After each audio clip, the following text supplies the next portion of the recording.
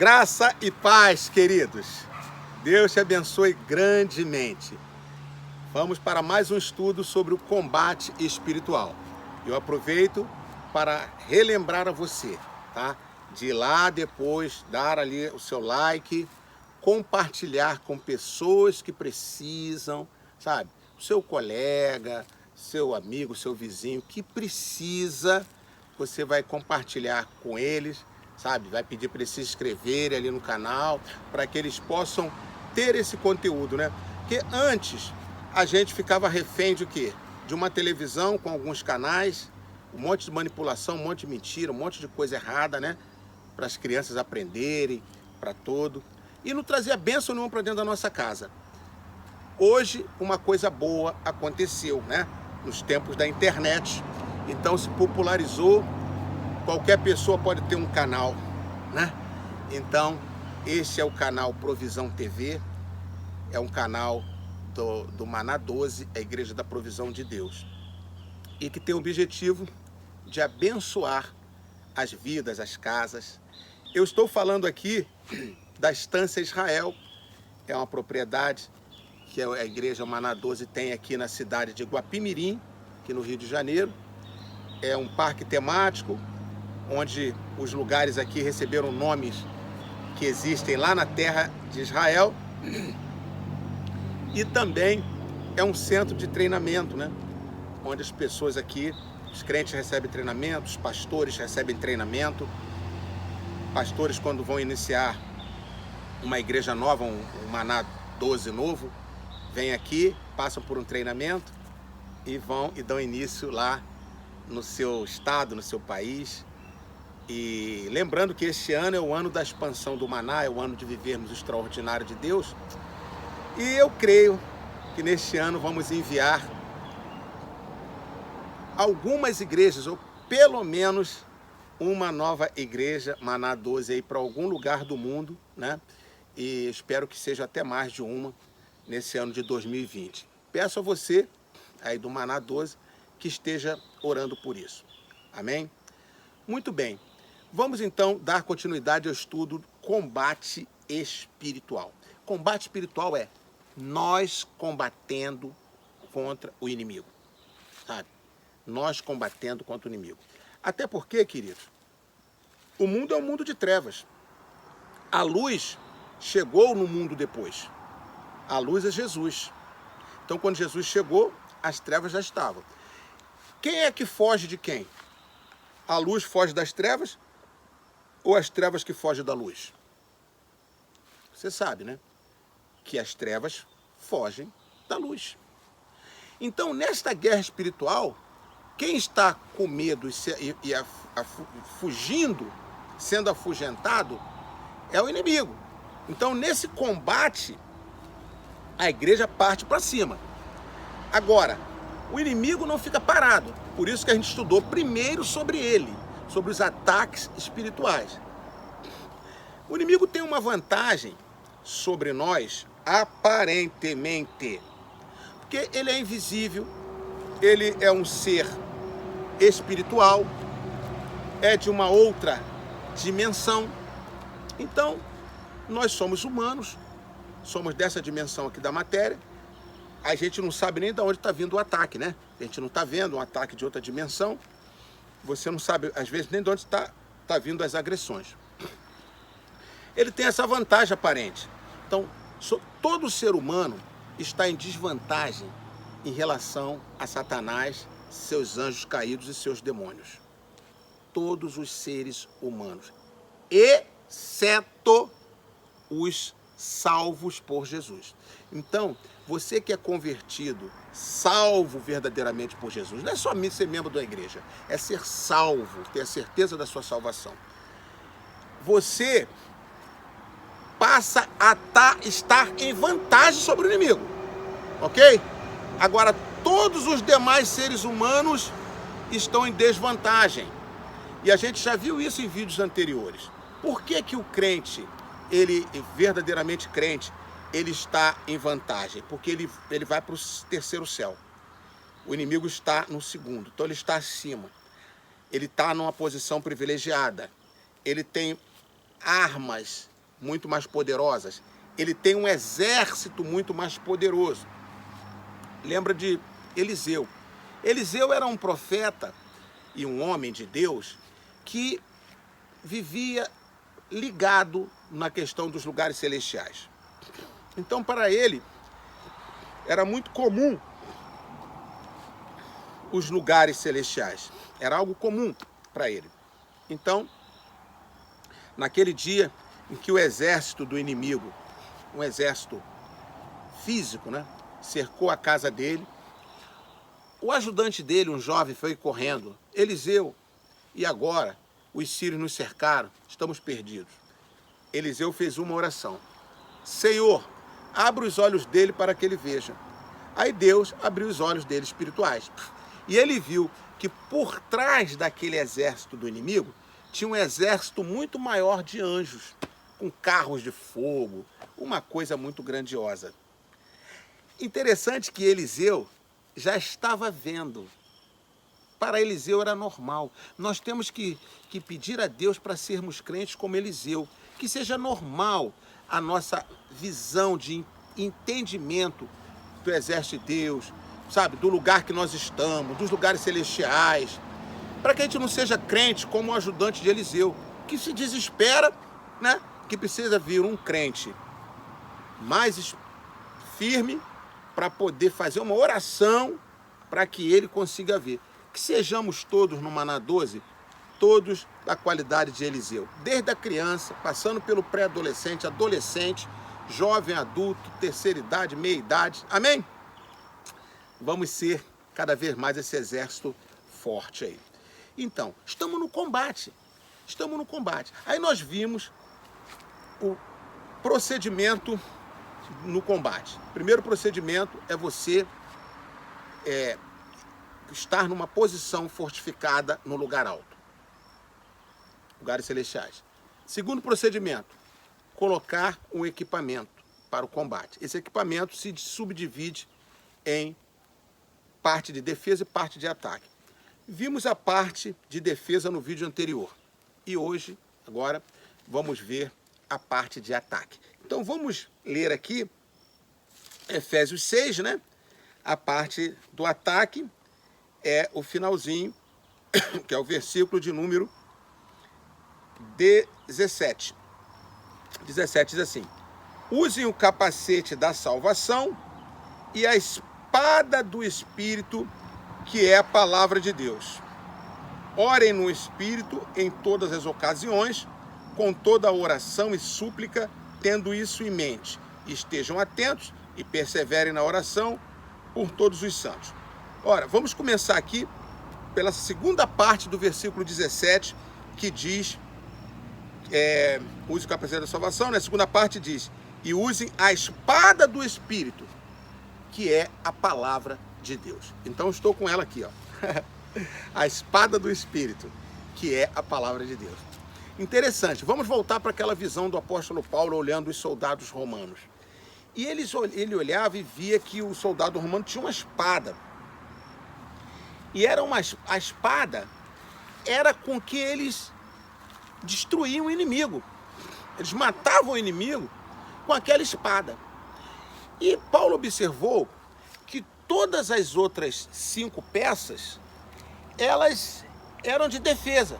Ele está se protegendo com capacetes, com a couraça, com o cinto, né? com as sandálias, com o escudo. Ele está se protegendo e avançando. Então nós vamos protegidos avançando.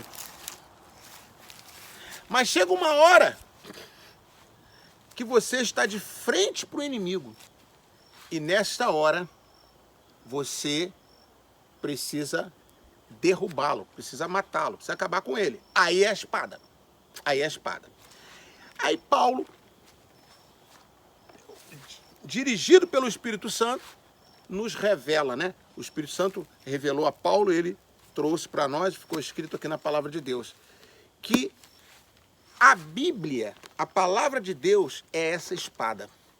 A palavra de Deus é essa espada. Aí a gente fica pensando, como que a palavra de Deus pode matar o inimigo? Como é que se mata um demônio? O demônio morre? Olha quantas questões, né? Por que comparado a uma espada? A espada é para matar. Então vamos entender que quando é que o demônio morre? Ele não morre como a gente entende morte, né? Ele é neutralizado. Sabe o que é um morto? Um morto tá ali, você mexe para cá, para lá, ele não se mexe, ele tá neutralizado. Ele não pode fazer nada com você, porque ele tá neutralizado. Então, como é que se neutraliza um demônio? Com a palavra de Deus. Mas, como é que a palavra de Deus neutraliza o demônio? A palavra de Deus neutraliza o demônio porque o demônio, os demônios e o diabo, o Satanás também, que é o chefe dos demônios, eles são demônios, mas não são loucos. Uma vez eu falei que eles são demônios, mas não são burros, né? E agora eu digo, eles são demônios, mas não são loucos. Quando Deus abre a boca e fala, eles se desmontam. Eles somem. Eles ficam sem possibilidade de fazer nada. Palavra de Deus. Porque ele conhece a palavra de Deus. Ele esteve lá em cima. Conhece a palavra de Deus. A Bíblia diz que os demônios conhecem a palavra de Deus e se estremecem. Então a palavra de Deus, ele treme todo. Quer botar o demônio para tremer? Palavra de Deus nele. Se a espada, ele treme todo e morre. Pá. Morre como? Fica neutralizado com a palavra de Deus. Por isso que a igreja, quando ela investe na palavra de Deus, né? Lá nos tempos antigos, os mais antigos vão entender, vão lembrar do que eu vou falar agora, né? Embora eu seja jovem, né? Embora eu seja moderno, mas os mais antigos do que eu, né? Vão lembrar agora. Eu acho que eu lembro disso acho que eu era criancinha, não sei, ou eu vi em vídeos, não sei como é que eu lembro disso, né? Tão jovem. Era assim, na igreja. Agora vamos começar o culto, tinha lá um dirigente nos cultos, igrejas tradicionais. Até hoje existe alguma coisa parecida. Agora, os anúncios. Agora, participação especial. Participação especial era um irmão, irmã, que ia fazer um solo, ia cantar e tal, apresentar alguma coisa. E pá. Aí chegava na hora da pregação. O pastor ia pregar, o dirigente dizia assim: agora nós vamos para a parte mais importante do culto. A mensagem da palavra de Deus com o nosso pastor. Aí, muitas vezes eu ouvi isso, sentadinho lá no culto, né? Eu ouvia isso. Aí ia lá o nosso pastor da época, né? Pastor Fredo, tantos outros pastores outros pastores que nós tivemos lá na igreja também. Pastor Fredo foi o primeiro, né? Aí pregava a palavra. A parte mais importante do culto, E a gente ia ouvindo aquilo ali, a gente ia repetindo aquilo. Aí chegou um tempo até de questionar, né? Por que parte mais importante do culto, né? A gente vai crescendo e a igreja foi passando o tempo, foi evoluindo, foi crescendo, aí começa a questionar os antigos. A Bíblia diz: não mude os marcos antigos que demarcam a terra, sabe? Volte pelas veredas antigas. E nós temos lá a Porta Velha, né? Lembra da Porta Velha, lá na cidade de Jerusalém? Muito bem. A gente fica questionando. Todas as partes do culto, elas são importantes. Não tem uma parte mais importante. Tá certo. No certo sentido, tá certo, realmente, né? Todas as partes. A irmã que vai cantar, outro que vai pregar, outro que vai apresentar um teatro, uma peça, não sei, uma poesia, qualquer coisa. Tudo é culto, tudo para Deus. Então, tudo tem uma importância só, né? Aí tem a pregação também. Então, quando a gente depois passou a questionar, dizendo, todas as partes são importantes, estávamos certos, sim. Todas as partes são importantes. Mas, gente, quando se dizia a palavra de Deus é o mais importante, eles não estavam errados, não. Porque nessa época de politicamente correto, tem um monte de coisa que está sendo classificada como errada, mas que não estão erradas. Então, olha só, é a parte mais importante, num certo sentido? Sim, porque é a hora que a palavra de Deus está vindo, que os demônios vão tremer, que os demônios vão sair. A palavra de Deus é a mais importante. Sim, nesse sentido. Não no sentido de você colocar uma coisa maior do que a outra, sentido estético, não. Mas num sentido estritamente espiritual, você abrindo a cortina, entrando nos lugares celestiais, entrando na dimensão do espírito, melhor dizendo, que aí é guerra com demônios, com tudo, é verdade, tá? Aí com esse entendimento profético que a gente tem agora, a gente vê. Não sabemos que eles estavam falando com esse entendimento, né? Talvez não, provavelmente que não. Mas, quem sabe, um toque do Espírito eles estavam tendo ali, né? Porque é verdade. E se você olhar bem, o que aconteceu de um tempo para cá na igreja? Antigamente, as igrejas, era pregação, era a palavra de Deus, né? Com o tempo, isso foi mudando, percebeu? O que tomou o lugar de primazia na igreja? A música. Você percebeu isso? A música tomou o lugar da primazia, a ponto de, às vezes, não ter tempo para ver a pregação da palavra. É só música. Ou então, muita música e um lugarzinho só para a palavra. Ou então, passou aquele período da música, começa a palavra e vários saem da igreja, principalmente jovens, adolescentes. Agora vem uma parte que não é importante. Tanto é que você vai ver os CDs comprados milhares. E quem queria um CD de pregação, né?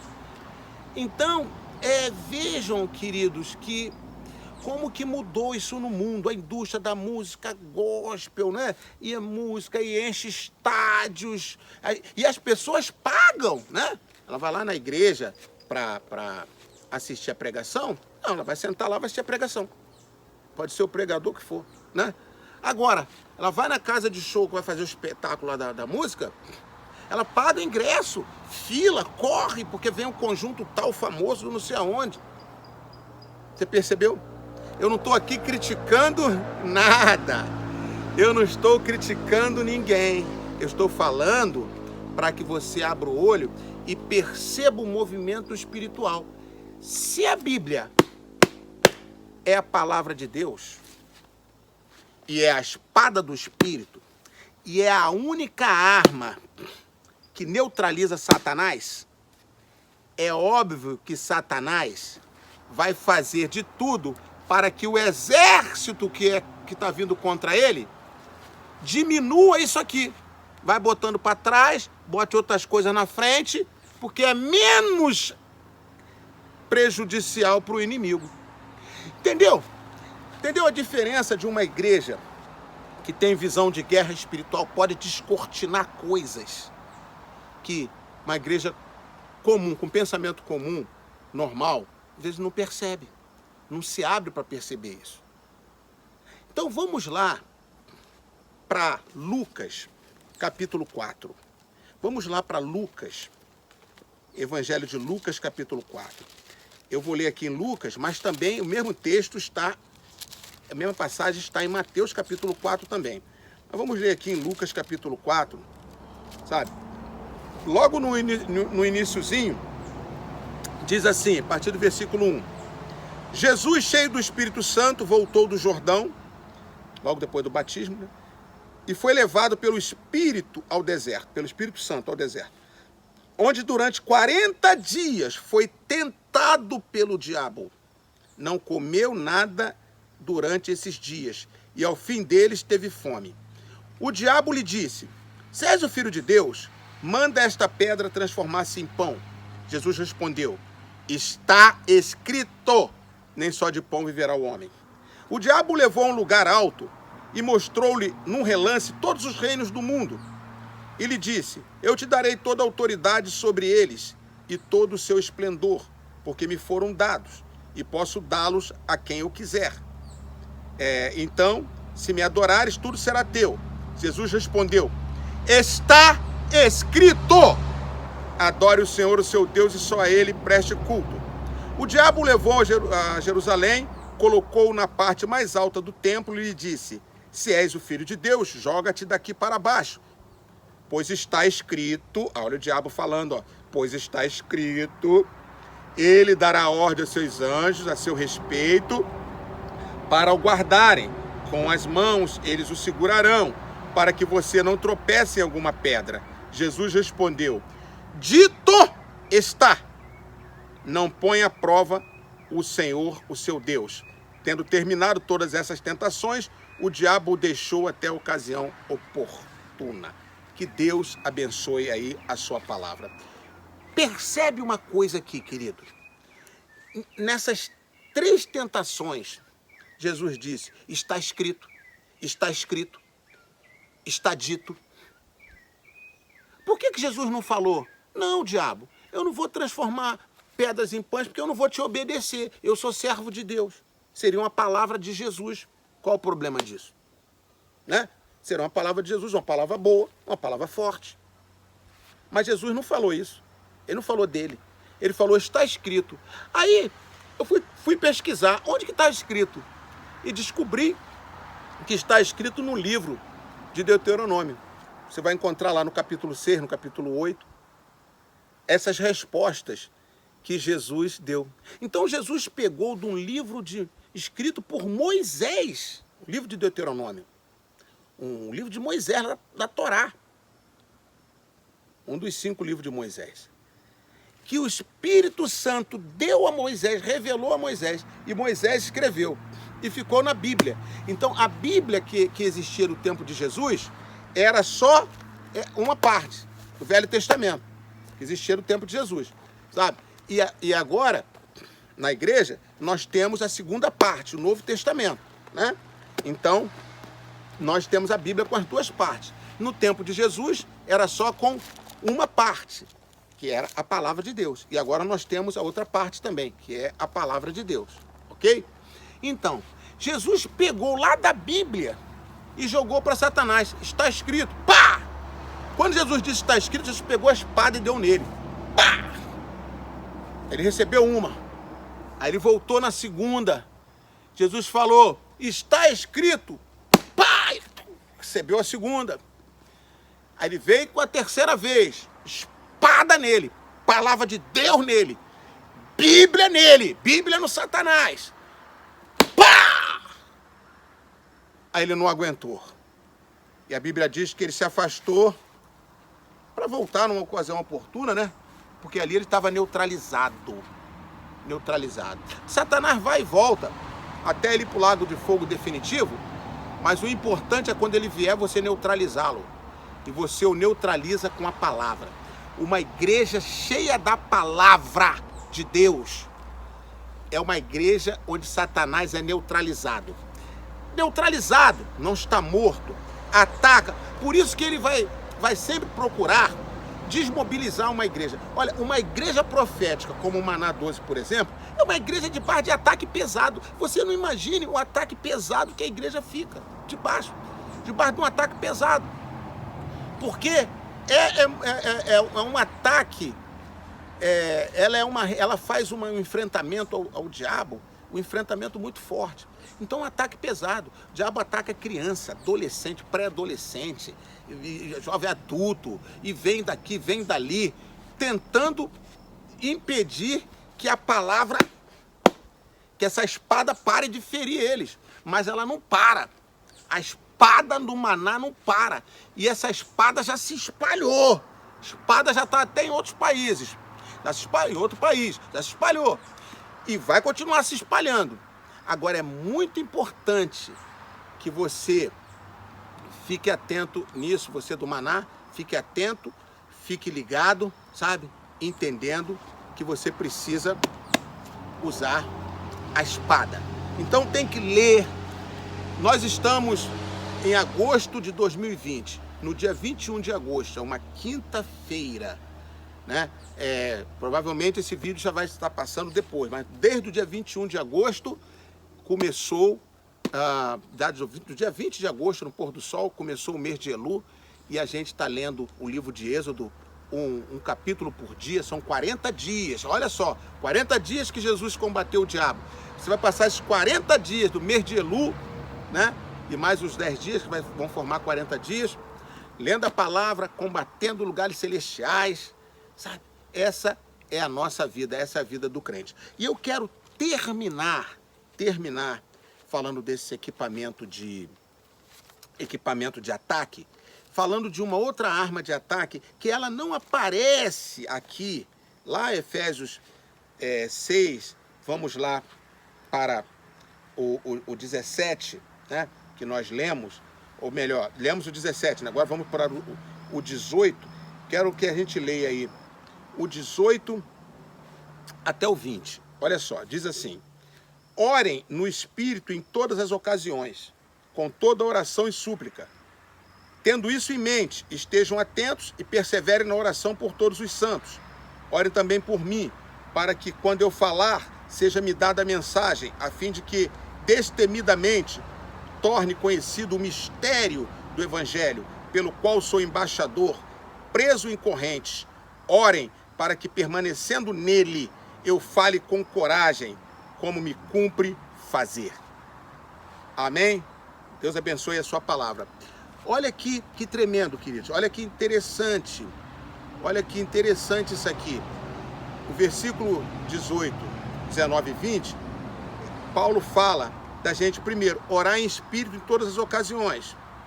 Depois ele fala, perseverar na oração por todos os santos. Depois no 19 ele fala, ore também por mim, para que eu possa pregar a mensagem destemidamente. Depois no 20 ele fala, eu sou embaixador preso em corrente, ore para que eu permanecendo nele fale com coragem. Você reparou tanta palavra a respeito de oração aqui? Isso aqui é mais uma arma de ataque que eu quero apresentar a vocês.